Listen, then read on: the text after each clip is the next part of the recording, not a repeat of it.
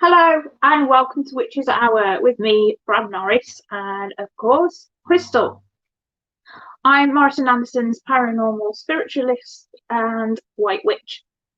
This evening I will be talking to you about the Wicca Wheel, sharing recipes and spells and discussing crystals and taking you on a journey through meditation.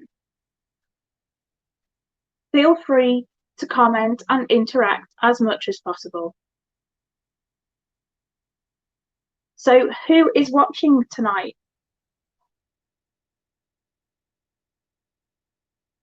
And what are your personal beliefs?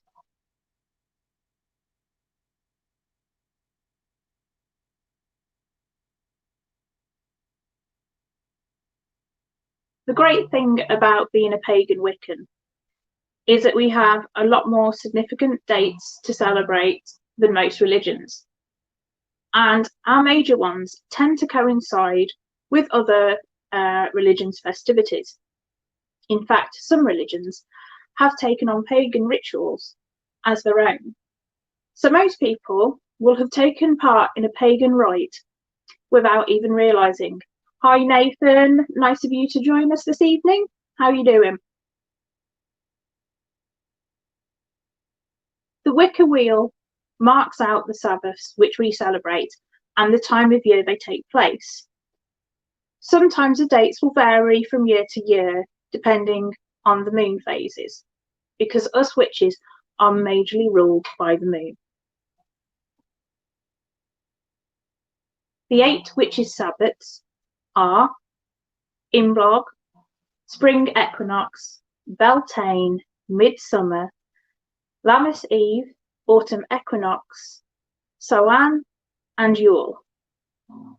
Samhain is one of the major Sabbaths and is on the same date as Halloween, October 31st. It's the eve of the first day of the Celtic winter. November 1st in the old Celtic calendar was the first day of the year. So Samhain is New Year's Eve and filled with festivities and feasts. So be honest, how many of you actually knew that in pagan and Wiccan beliefs that Samhain, or Halloween as most people know it as, is actually New Year's Eve?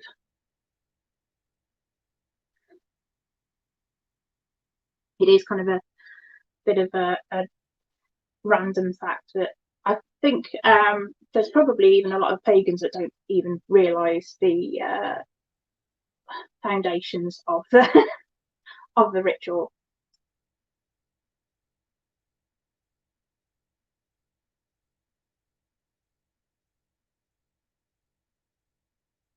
Hi Lauren, it's nice of you to join us. It is fascinating stuff, Wicca and paganism. I've been a pagan now for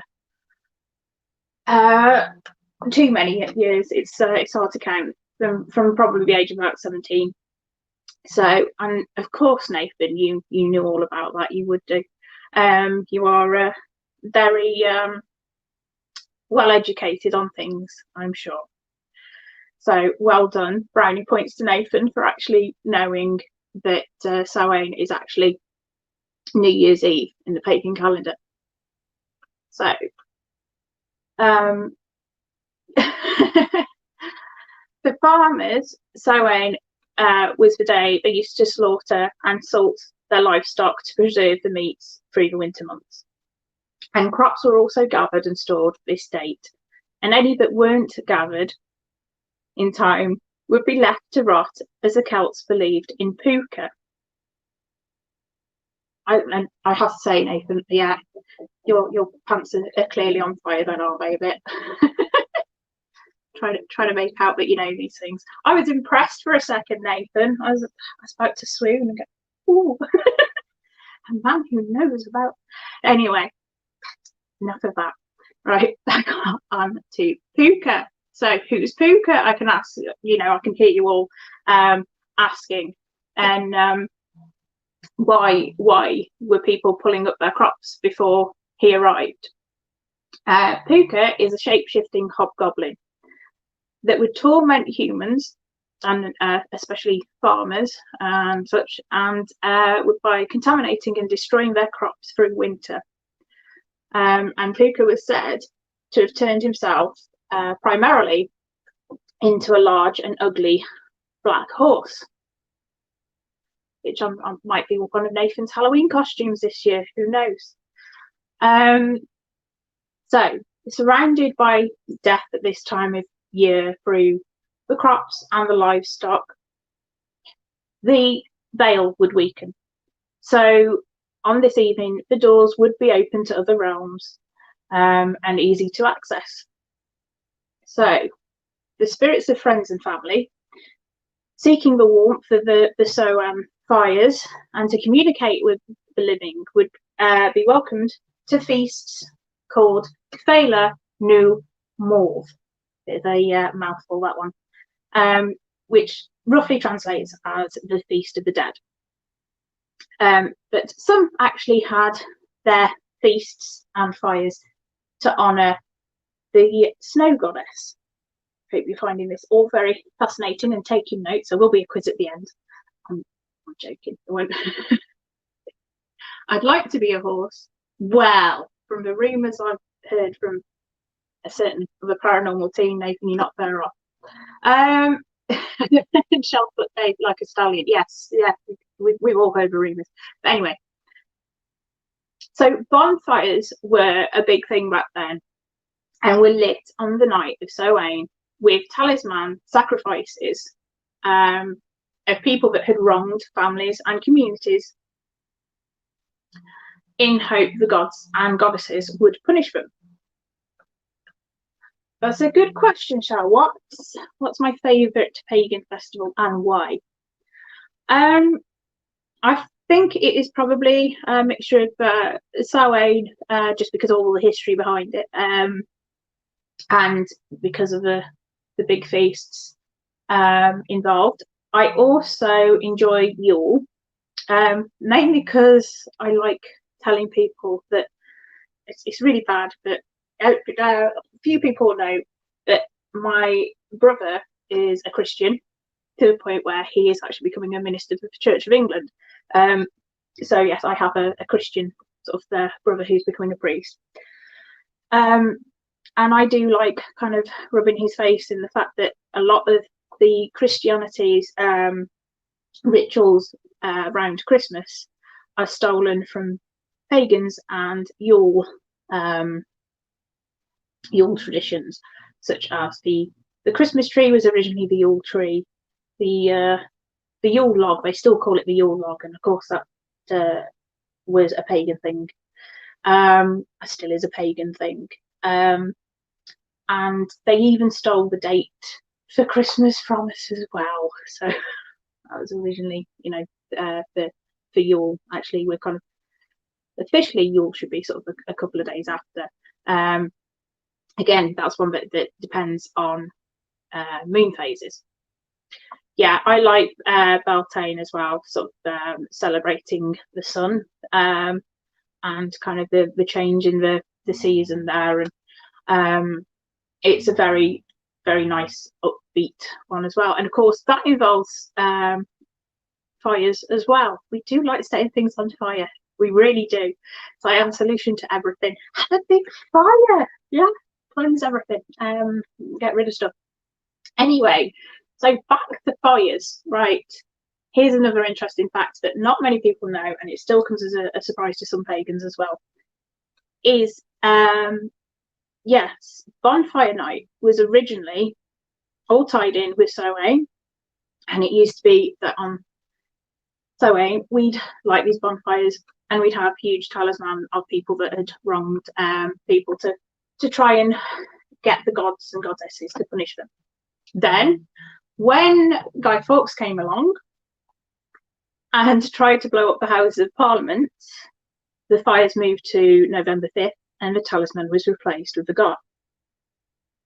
So it was basically kind of like history took its course and kind of sort of can't even blame Christians for that one, really. For taking a pagan ritual and turning it into something else.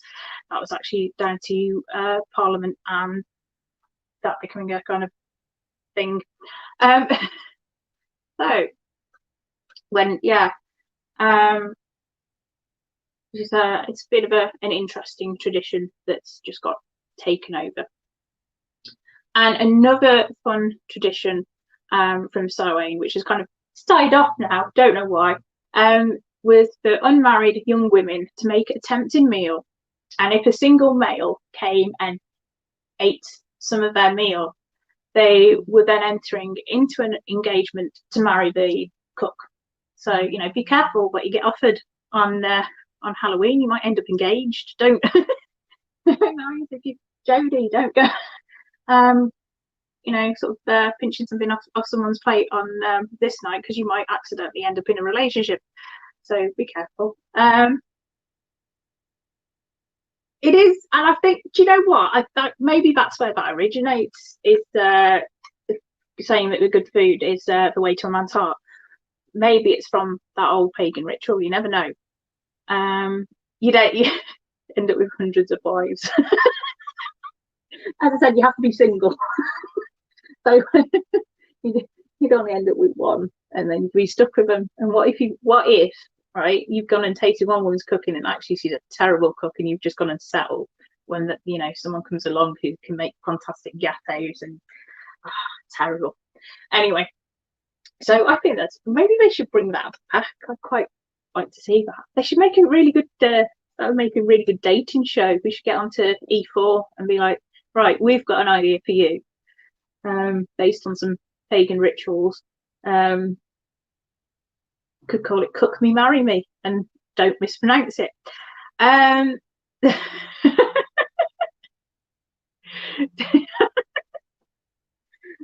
dear. Yeah, I'm not answering that one. I'm not answering that.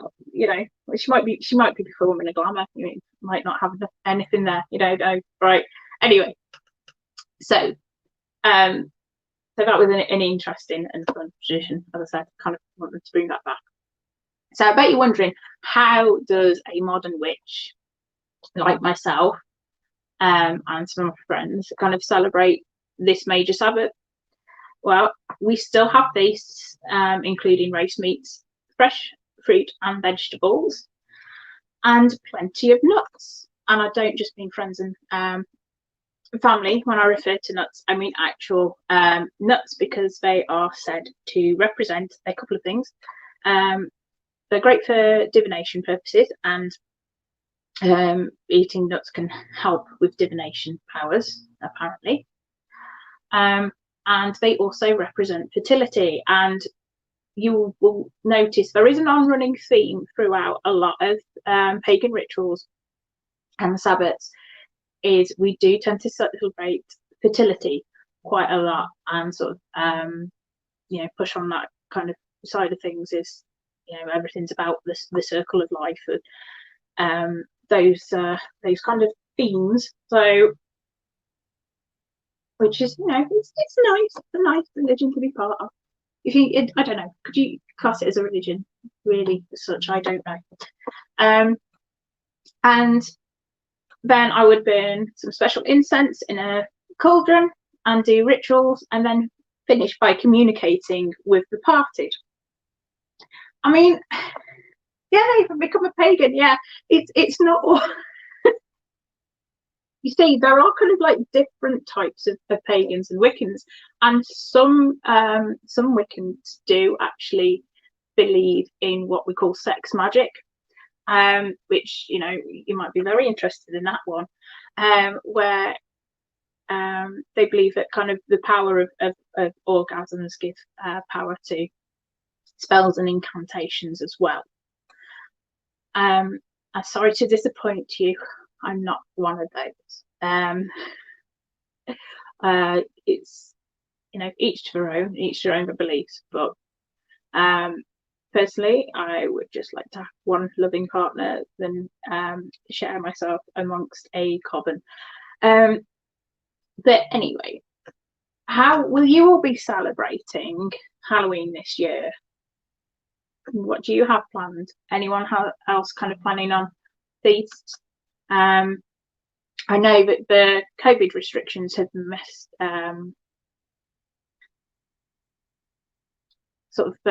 up trick-or-treating and things. Would you suggest creating spell jars on a new moon or a full moon? Right, it all depends on I would say it depends kind of which you were nearest when you were born, because where you're born sort of in the moon phases will affect how things work for you when it comes to spells and other things. So if you were born near a new moon, you might find that new moons bring kind of a lot of new starts and new beginnings and things for you, whereas if you were born closer to the full moon, you might find that actually full moons actually bring you a lot of closure and are a better time for you to do spells and incantations. So that would be, yeah, my honest advice is try and find out sort of what phase the moon was in on the date that you were born, which is very easy to Google. It would also depend on the kind of spell, yes, because yeah, anything that is giving kind of renewal, I would probably suggest on a new moon because the moon is renewing. Whereas anything that needs to come to an end, like if you're sort of trying to sort of break ties with somebody, or trying to sort of banish them from your life, then I would suggest the full moon because it's when the moon's at its end phase. So that's also a very good point as well, is the type of spell that you're trying to achieve. So yeah, I was going to say, Lauren, if you have any sort of questions about these sorts of things, always just feel free to pop in and see me as well, because you're not too far away.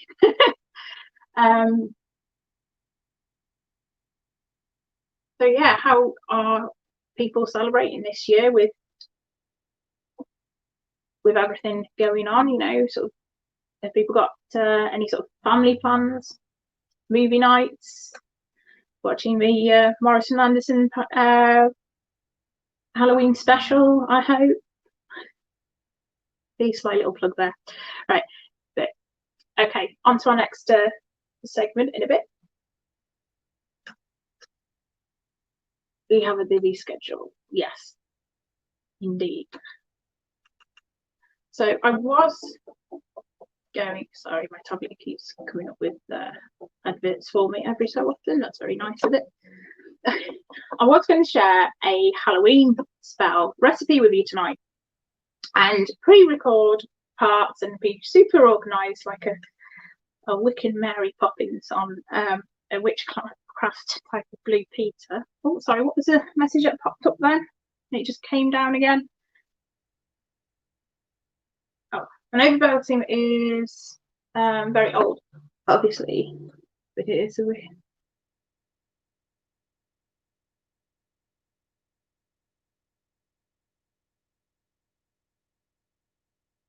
Yeah, yeah, the Wicker Man is kind of yeah, I think that is probably sort of like linked with that. I think you probably hit the nail on the head with that, where it is just kind of it's being made as a perception, because there's a lot of stuff that gets exaggerated from witchcraft and paganism, and that we're all seen as a bit kind of dark and weird, and actually we're really not. A lot of us are quite light. I think there's probably more white witches than there are kind of what we call black and grey witches, because we just want to do sort of good rather than curse people or set great big forces on people as well, is something that we don't tend to do. And I've said there are a few that are kind of what they call black witches, which are they're very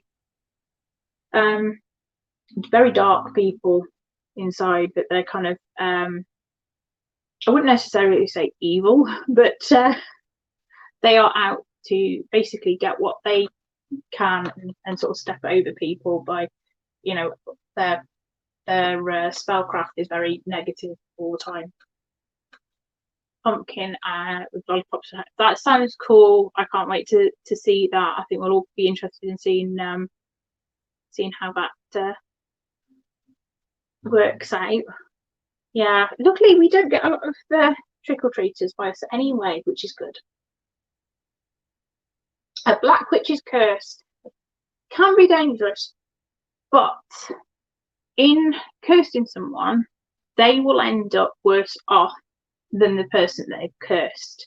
And this is why, you know, a lot of us don't tend to sort of get involved in curses and other things, because we all or should believe in the power of three, where what you put out into the universe, you will get back. And if it's negative, it's going to come back on you threefold. If it's positive, you have to do sort of 3 positive things to get something positive back. So it is kind of harder work being sort of, you know, positive all the time to get the positive back, but that shouldn't be your end goal. You should just want to do nice things, positive things for the sake of it, and not for getting something back. But obviously, if you're doing something negative and harmful, you will have something 3 times as bad happen to yourself. So if someone was to curse you and say you twisted your ankle, they'd break their leg. It's how, you know, it's what a lot of people call karma as well. So when people threaten to curse other people, I tend to kind of go, yeah, okay, whatever. Because, as I said, if they do actually go through with the curse, they're going to end up worse off than the person that's been cursed. And curses they're relatively easy to lift as well. I think people get quite scared of the notion of being cursed, that if you're cursed, you're going to be cursed for life. You're not, because you can find someone who can lift those curses and perform kind of counter spells to get rid of them. It's not anything to majorly worry. I did a freezer spell the other day against an awful person. Should I do a protection spell against myself? Yes. Because I know it's so easy to think that you're doing kind of the right thing because it's an awful person. But all you're doing really is kind of harming yourself. And because you probably yourself felt guilty doing that whilst doing it. And yeah, I would say do protection and also kind of do a counter spell against the awful person, as much as you don't want them to, sort of have good things. Because the way you've got to see the world and karma and everything else is the people that do awful things will have it come back on them eventually, without the need for anyone else kind of stepping in and getting involved. Because that's the way the universe works, thankfully. Sometimes it takes a while, but people do get their comeuppance in the end. You can't be sort of horrible for years and not have any repercussions. Okay, so yeah, so I will go on to the next segment about yeah, I'm a huge believer in karma. It does happen. I've seen it in its glory at times. So I was going to do a Halloween spell recipe review, and I said I kind of hit my head. It was all going to be sort of like Blue Peter. I was going to be the one I read earlier, but then a few days ago, I made a fabulous beauty discovery, which is also kitchen based. So I'm kind of doing that in my my kitchen witch segment instead of a traditional sort of spell or spell recipe.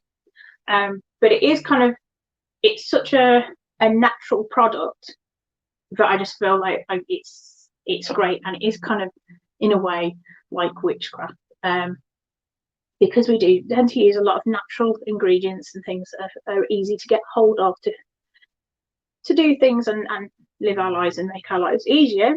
So this beauty discovery just kind of seemed to like fit in quite well with all that. So this is definitely one for the ladies watching.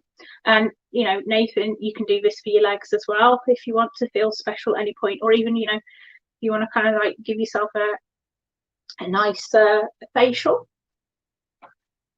But does anyone want to hazard a guess as to what I could be talking to you about? I'll give you a couple of minutes to respond as what you think.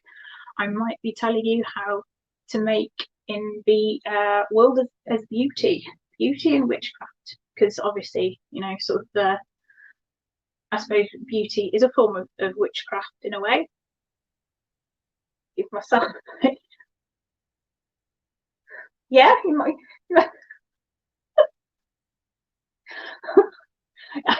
It could have been worse. I could have said you were going to give Jodie a facial, or, you know, someone else. So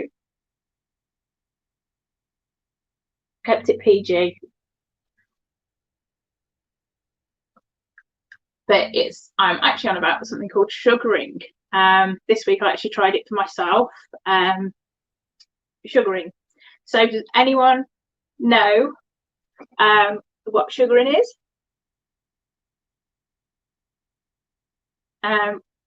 So it works a little bit like waxing, but it's less painful than traditional wax, because it can be applied cold, and it's also vegan friendly, and it's incredibly easy to make at home.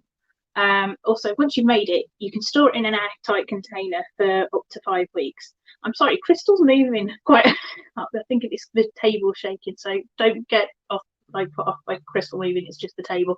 So, but how brilliant is that? You can keep it in your fridge for like 5 weeks after it's made, and the ingredient list is incredibly simple, and it's just 3 basic ingredients that most of us might have just like lying around the kitchen, and if you don't have them, you know, you can pop to the local shop and get. Yes, if anyone does get vibes from Crystal tonight, let us know. She is a very positive young lady. She's 21 and she died on the Isle of Wight. Hi, Brian. And she died in 1950. I think I've got that right. We have had quite a few communications with Crystal. And as I said, she's very, very positive. She just has slight little mood swings when nobody's been speaking to her for a couple of days, which I'm starting to get used to. Yeah, I won't go into the £220 she cost me at the shop. I've had to move her to my home. But yeah, she made me think that my thermal imager wasn't working, so I had to get a new one. And then she made the new one do exactly the same as what the old one was doing. So that was a bit naughty, wasn't it, Crystal? She got a firm telling off. Yes, yeah, Lauren, it'd be great if you could join us next time we're in the shop and you can join us. So on with the sugaring recipe. So as I said, bit of a beauty thing. So all you are going to need is your normal granulated sugar that you have in your cupboard for your cups of tea and coffee. So you're going to need 2 cups of granulated sugar. I have to show you these things because you don't know what they look like yourselves. You've never seen them before. Anyway, and then you can choose whether you want lemon or lime or a mixture of both. You want 1/4 of a cup of citric juice. Oranges aren't citric enough. It has to be lemon or lime. So that's 2. Yeah, other brands of sugar are available. I'm not advertising. I should have put a label over the bag. Sorry. Right. So 2 cups of granulated sugar. 1/4 of a cup of citric juice, fresh as you can, or you can use a certain brand from a bottle that you might have in your cupboard that you usually use with your pancakes, and 1/2 a cup of water. And what you do is just put all the ingredients into a saucepan. Again, showing you a saucepan, because that's what a saucepan looks like, for those that don't know. And you literally just put all your ingredients in there together at once on a high heat on your hob and start stirring. And you'll notice rather quickly the sugar will dissolve and it will start bubbling. Once it gets to a point where it's starting to kind of bubble quite vigorously, you want to put it onto a simmer and keep stirring. And then you're going to want to keep it on the simmer and stirring occasionally for about 15 to 20 minutes, or until the mixture has turned a lovely golden colour and is the consistency of honey. Once it gets to this point, take it off the heat. It's very important you do take it off the heat. Don't keep it on the boil too long at the start, and don't leave it on the heat for too long when it gets to that point, because if you do, as it cools down, it will actually solidify to a point where you can't use it. So you take it off heat, let it cool down completely, and I did do a bit of a blue paint clean anyway. So, and here's some I made earlier. And this is sugaring paste, and it is used as a beauty product for gentle waxing. So that can be used on your legs, your face, anywhere. And all you do is you literally just kind of grab a piece, and it is quite sticky. Mine, I think I made a little bit watery, so it needs need to use kind of like paper with mine to kind of actually wax on to pull off. And you just smooth it onto the skin, and immediately, and it looks like wax, but they're paintball. And it's all natural ingredients, and you can make it yourself, and it's quite a nice thing, so, you know, making something yourself and using it in that regard.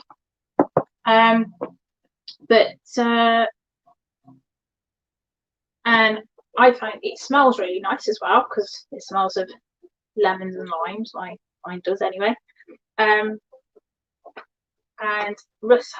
my partner had great entertainment watching me use that a couple of nights ago. Yes, it is much better for the environment than the chemical laden stuff at the shops. It's also very true, and it's just so simple to make. And as I said, once you've made up a batch of that, you can store that in your fridge for 5 weeks at a time. So that'll do quite a lot of hair removal. And what's great is once you've used a bit and you've pulled it off at the first time, you can keep reusing it and keep reusing the same bit until you feel it's not kind of doing anything anymore. So it's really nice. I love my natural products, and if I could learn how to make sort of more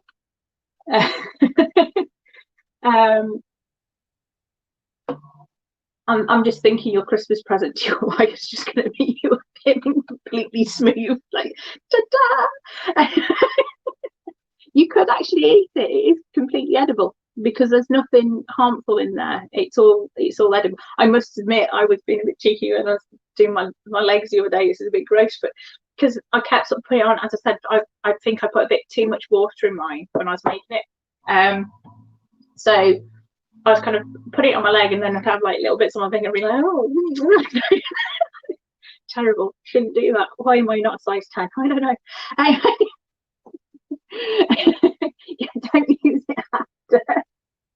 Don't look it after you pull the hairs off. Mine on my fingers, obviously, like before I put it on my leg. So, but yeah, it just tastes quite nice. But yeah, I'm not encouraging you to eat the sugar paste. Use it. Yeah, use it on your legs.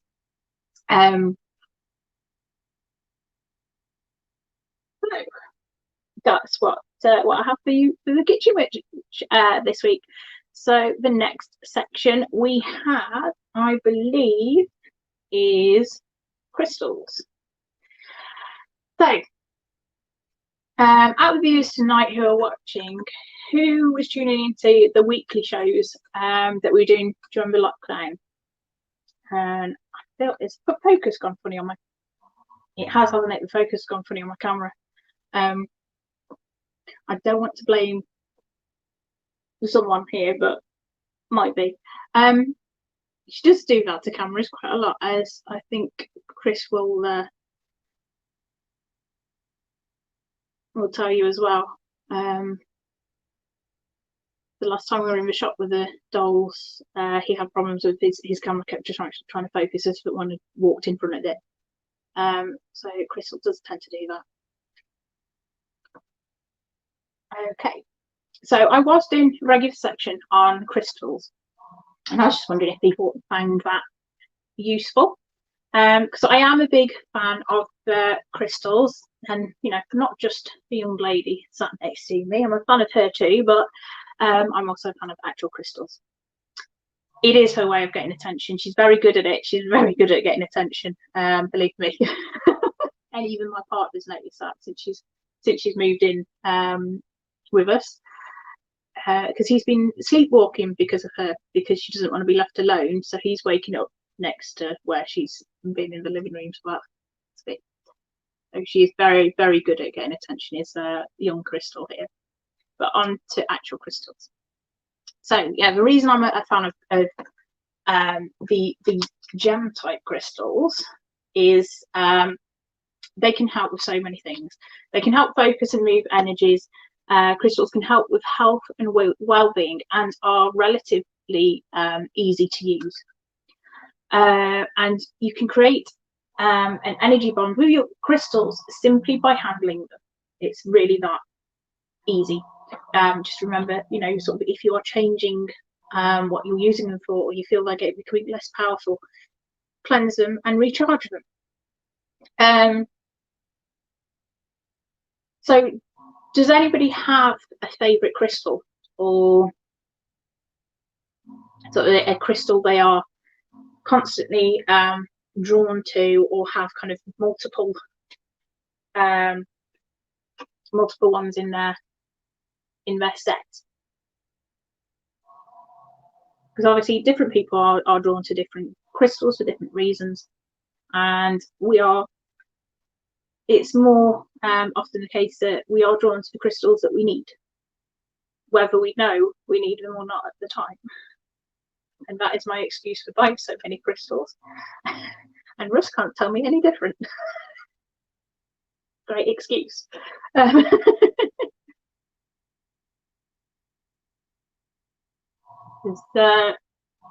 I find as well, sometimes people get drawn to things without even realising that they're doing it. Like people collect jewellery and they'll have all the same type of gemstone. There's a pink and green one I really like. Would that be fluorite? Where it's kind of, yeah, it tends to have like pink and green flecks through sort of their clear crystal sometimes. I think it might be. It's a bit speckly. Okay. Because yeah, fluorite's very good for balancing, and is very good for psychic energy as well. So that's a good one. Quartz is brilliant. It's not only is it a master here, it is also it's an amplifier for other crystals as well. So it's a good one for placing with other crystals. And if you said you got to think about amethysts. Amethysts are great for awakening and opening the third eye, and for creating kind of psychic awareness as well. So if you use that with quartz, the quartz will actually amplify the power of the amethyst and give you even more psychic awareness. Because that's a combo I tend to tend to like myself as well is quartz and amethyst. And rose quartz is, is a nice one as well, and helps with problems of the heart. Rose quartz, kind of the emotional heart. Yeah, quartz is great for healing and trying to clear headaches. Yeah, I know a fair bit about crystals because I do love collecting them. Yeah, see, right, as I was saying, like people do get drawn to sort of like certain gemstones in jewelry, and I believe that is kind of the same as people getting attracted to crystals because they work in the same way. It's like I tend to have, in my early 20s and my late teens, I would find myself collecting a lot of amethyst jewelry. And back then, I think it's because I was kind of in a point where I was awakening my psychic abilities. So I very much needed those amethysts to help. Even though at the time I didn't really know what amethysts were for. But now I'm a little bit older, I find I get drawn to a variety of crystals instead of just sort of one type. And it's genuinely, I think I get drawn to the crystals that I need. And it's something that my daughter has picked up on doing as well. I mean, she's 11, and anytime we go down to London, she tends to go to a certain store near Camden, and she will just kind of be drawn to certain crystals there. And she just gives me that doughy-eyed look of, "Mom, I really need this crystal." And I'm like, "I know you do, yeah." Because I can't argue with it because I do the same thing. It's terrible. But yeah, if you are finding yourself like getting drawn to certain crystals and certain stones, find out the properties and the benefits of that gem, because it might unlock some mysteries to do with kind of what's going on with you, even if it's something that's a subconscious thing and you've not really been aware of. And I do think it is, it's not just favorite colors. I don't think people tend to go for like the favorite colors when it comes to gemstones necessarily. And I do think that that people have like favorite colors because they're linked to certain properties that have a lot to do with their personalities and what they are kind of like generally. Like I know Shell is a great fan of the colour green, which is a healing and a calming colour, and I just think maybe that's because Shell might have kind of natural abilities to calm people in stressful times, and maybe natural healing instincts. And I find it hard to pick a favourite colour because my full-time job is as an artist, and I see kind of beauty in all colours. But yeah, I love Camden as well. I'm really missing kind of going down there at the moment because of shopping in Camden and the buildings there. I just love it. They're so quirky. I just think I mean, I'm not a huge fan of London like on the whole, but I do feel that's kind of one area people should get to see and experience. But anyway, getting a bit off topic. But so I love so I see the beauty in all different kind of like colours and appreciate that they all have something to kind of represent and something to they all have kind of a positive aspect to them. But I do find myself being pulled towards teals and turquoises at times, and I think it's because it's a very soothing and calm colour, and I'm quite a laid back person in general. That's why I tend to get my hair sort of teals and things as much as possible. But I do think as well you find that your tastes when it comes to gemstones and crystals changes as you age and you go through different stages of your life. Thank you, Brian. Yeah, but yeah, I've got I've got Play-Doh. I've also got Crayola, and the kids' watercolor palette. Mad idea of eventually it'll be a sleeve, and it's kind of a timeline of my creativity, and that's very much to do with what I do for a full-time living. Is I'm a tattoo artist and spent many years as a portrait artist as well. So that's what my tattoos are about. But yeah, the different stages of life and how our tastes and what our the crystals and things that we need in our life at different phases. And I think the pagan religion is very aware of that there is these different stages in life and how we change in wisdom and other things through these stages in life, which is why the two two of the most kind of famous pagan symbols are the triquetra and the triple moon, also known as the triple goddess, which they do represent the three stages of life, especially the triple moon or triple goddess, because it represents the three stages of a woman's life, where it's the maiden, the mother, and the crone, and each have their own abilities and each have their own wisdom, and it's just acknowledging that we constantly change. So anyway, I'm just rapping on now. You're going to be like, oh, for God's sake, Fran, this is only meant to be an hour long and we're here till 2 a.m. No. Right. So who is ready to try some meditation? So if you want some interactive meditation and just want to sort of chill out, and it will just be a chill out meditation because we are kind of cutting it fine with the time now. So let me take you on a journey of inner peace and tranquility. Make sure you are sat somewhere that you can truly relax and put your feet up. Light some candles and dim the lights. I'll give you a little while to set up. Don't worry, I'll know when you're ready.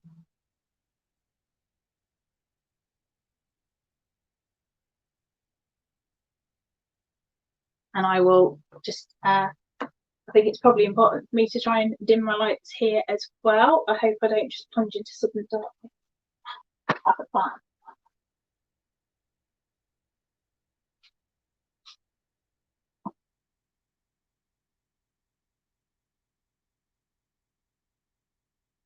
Sweet does crystal look in candlelight. So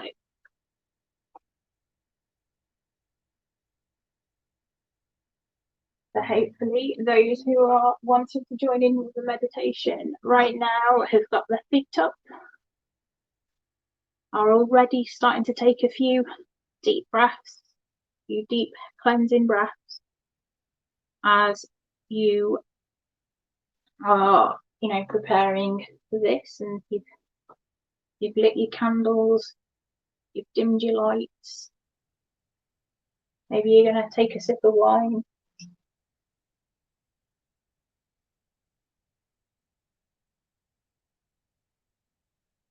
So look at it, Crystal's got wine for the glasses in front of her.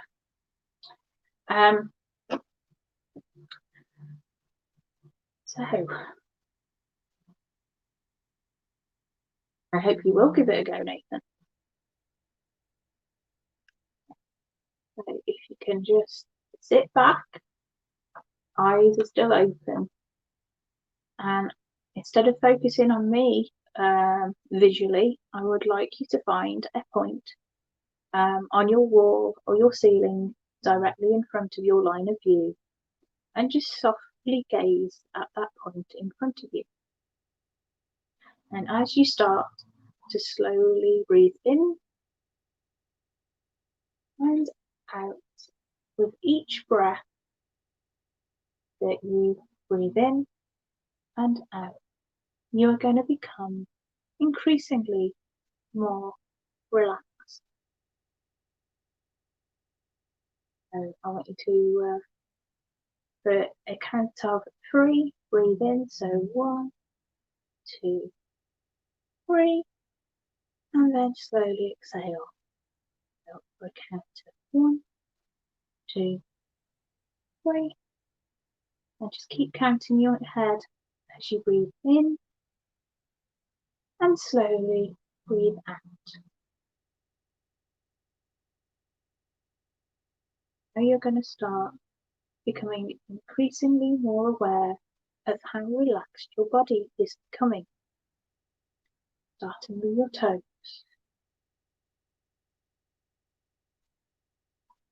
Become very aware of your toes and how light they feel as you're still slowly breathing in and out. Traveling up to your ankles, you're letting go any tension with each breath.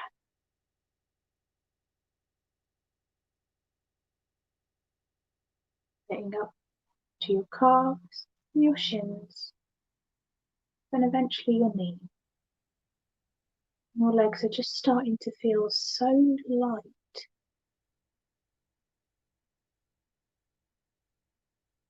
And now we get to your thighs. Again, each time you exhale, just releasing any tension.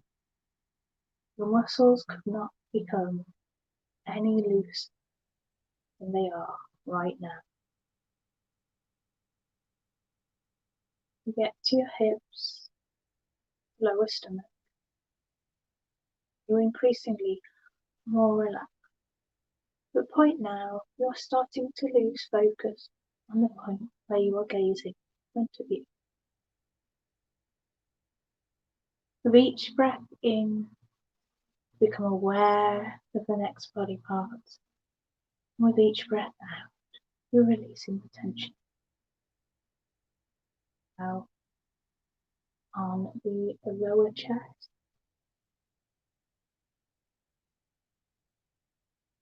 coming up to the neck.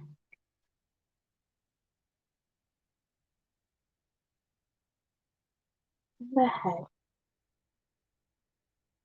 even the tongue in your mouth is feeling loose and light and relaxed. Your eyes are beginning to feel heavy and harder to stay open.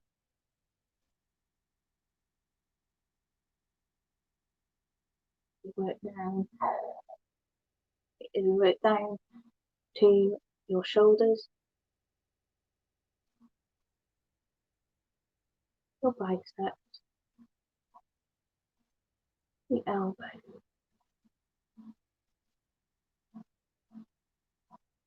your arm, your wrists, your hands, and finally your fingers. And as you release the tension, you may feel like there's a slight tingle just at the ends of your fingers where all the tension is just wriggling away. That's perfectly fine. You are feeling so relaxed now that your eyes are closed. They're open. As you close your eyes, you are aware of your breathing. You are aware of your chest rising, it fills with air, and lowering as you breathe out.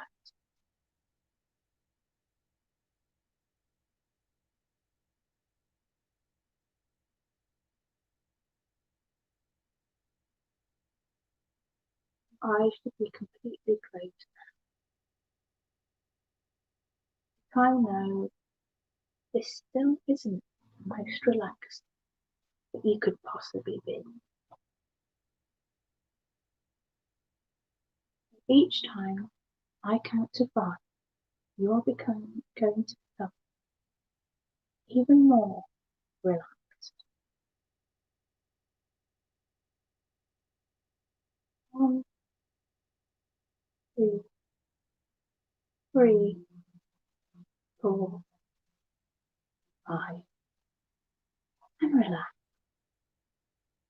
Find each time I say relax, you just go a little bit deeper to that relaxation state. 1, 2, 3, 4, 5, and relax.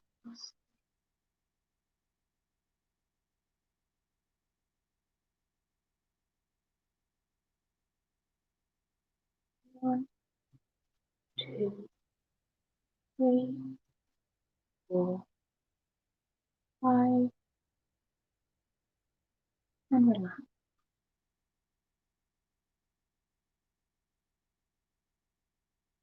In your mind's eye, you can start to see a picture forming in front of you.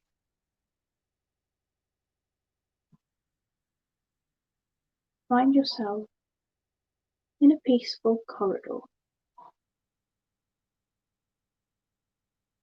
You are at ease in this corridor. You know that behind each door there are no surprises, there is nothing there to make you uncomfortable. And it is filled with fond memories and happy times, and possible future outcomes that you want to achieve. You start to walk down the corridor, and as you walk past the doors, you notice there are post-it notes on each door. Each post-it note has a silly, trivial little worry that's been on your mind. As you pass, you take down the post-it note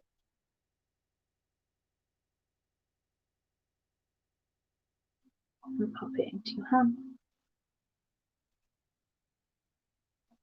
And as you collect the post-it notes, you notice there is a bin at the end of the corridor.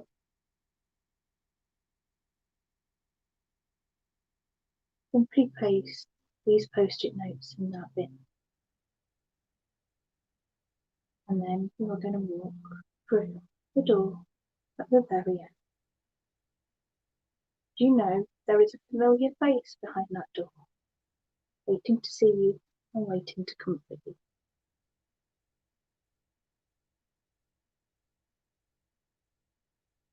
There is an open fireplace and 2 chairs,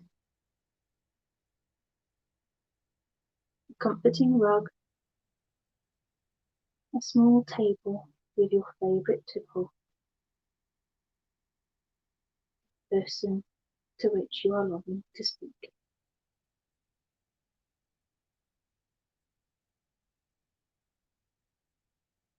They are aware of what's been on your mind, and they give you a knowing smile.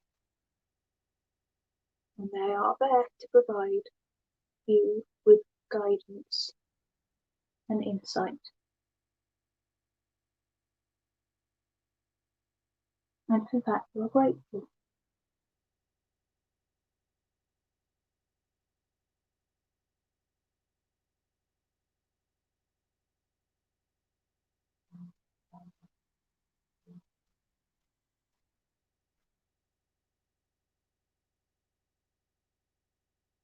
Thank them for being there.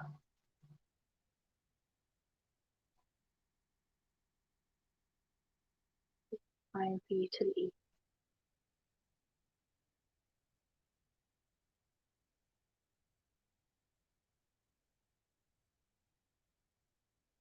Very farewell.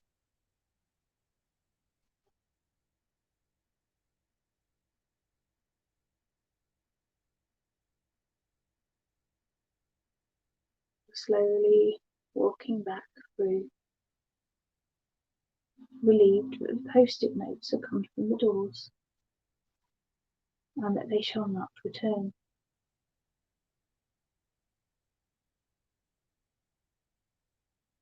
As you come out of the corridor,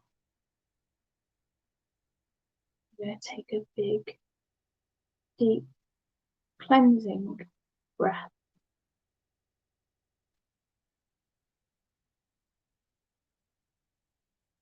And as I count to 20, you are going to become increasingly more awake and more aware, and you will bring back the memories from this session and be completely aware of what's just happened. And you are going to have a big sense of relief and a weight being lifted as you come back into the room.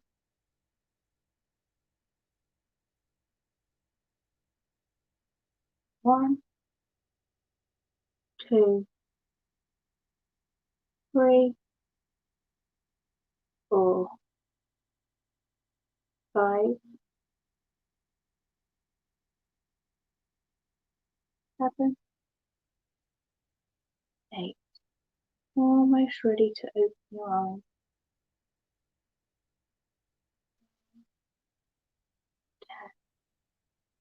10, 11, 12, 13, 14, 15, 16, 17, 18,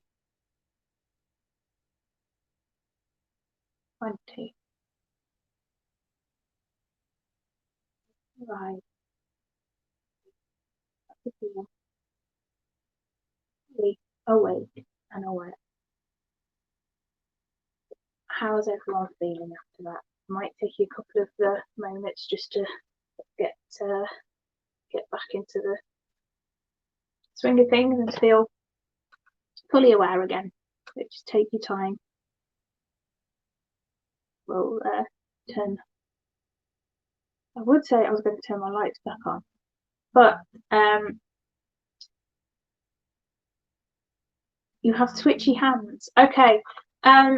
You might just have to kind of ground yourself a minute. So just kind of squeeze your hands in and out as if you're kind of like making a fist and just letting it go.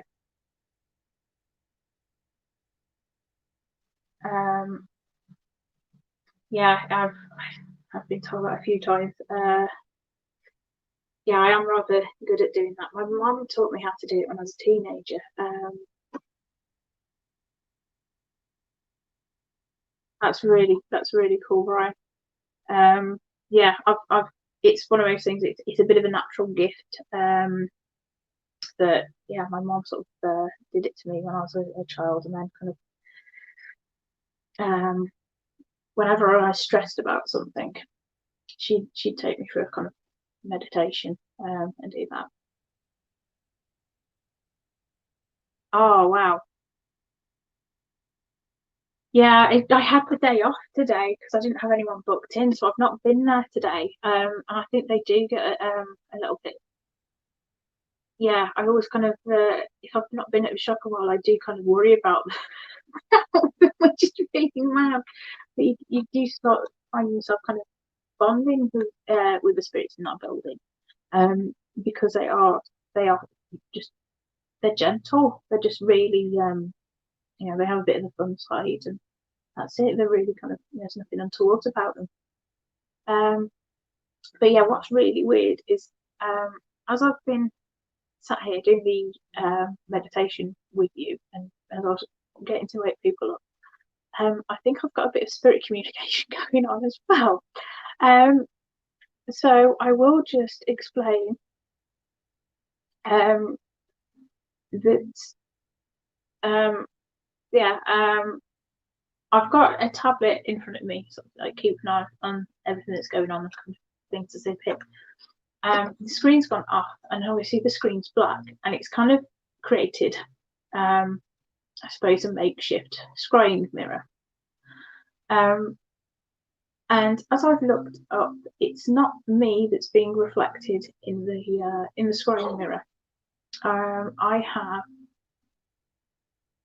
I have a gentleman here. Oh, he's kind of. Oh, I've got more. Oh, I've got quite a few that are coming through. They're all shape shifting on me. So bear with me. I will try and describe them. And if anyone knows who these people are. They might well be meaning to try and communicate with people that are here, or it could be the residential ghost where I live, because the place where I live is also haunted. None of these spirits are female, so I know it's not Crystal. I'm getting about 3 different males come through. I don't know. I think they might be together. Because they all have similar eyes, but the ages vary.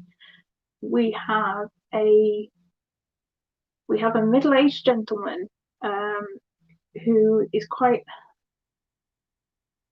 He has an eye that turns. He has an eye that turns, and he's kept his hair quite well. It's receding a little bit, probably to about there.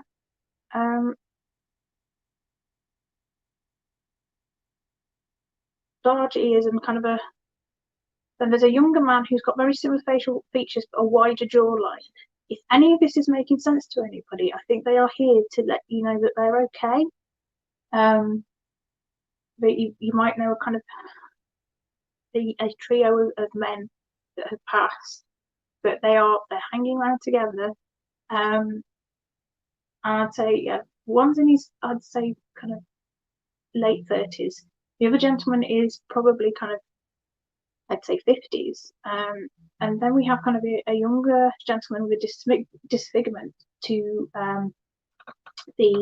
it's his right hand side, or our left hand side as you look at him. They've come free, and one has quite stern eyebrows as well. If that makes any sense to anybody, they're not trying to kind of say anything. They're just, it's just faces are appearing.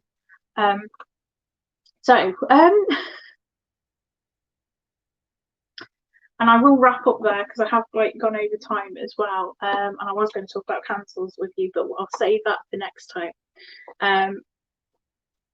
But yeah, if anyone does know 3 gentlemen that have passed that match both descriptions, they are just kind of coming through to say that they're okay. All very well kept men, all clean shaven. But I probably say that they're related, because I can see some similarities in facial features. Okay, sorry about that. Sometimes I don't know when to come out of the boots. I'm just gonna hey, go, come on, look at me. And then when I want to communicate, so yes, thank you for joining us this evening. I say us because obviously I'm part of the Morrison Anderson Paranormal team, and it's not just me that is involved in doing these shows. We have, the rest of the teams in the background all the time as well, keeping an eye on things, and which is lovely. So I will say goodbye from myself, from Crystal, who's been very quiet tonight actually, and I will be back. I'm from Morrison Anderson team.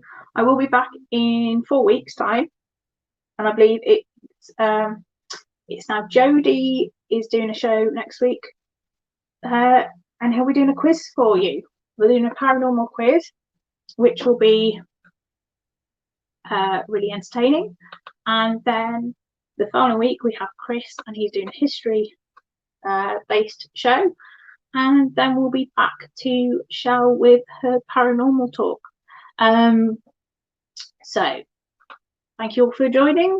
Love and light from myself, Crystal, and Morrison Anderson Paranormal. Bye.